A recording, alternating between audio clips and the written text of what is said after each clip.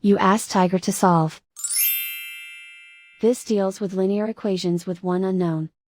The final result is x equals 54. Let's solve it step by step. Group all constants on the right side of the equation. Add 72 to both sides. Simplify the arithmetic.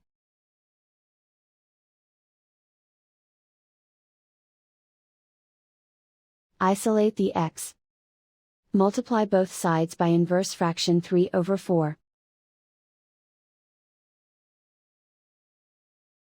Group like terms.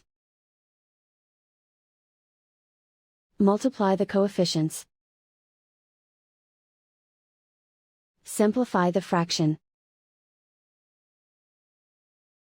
Multiply the fractions.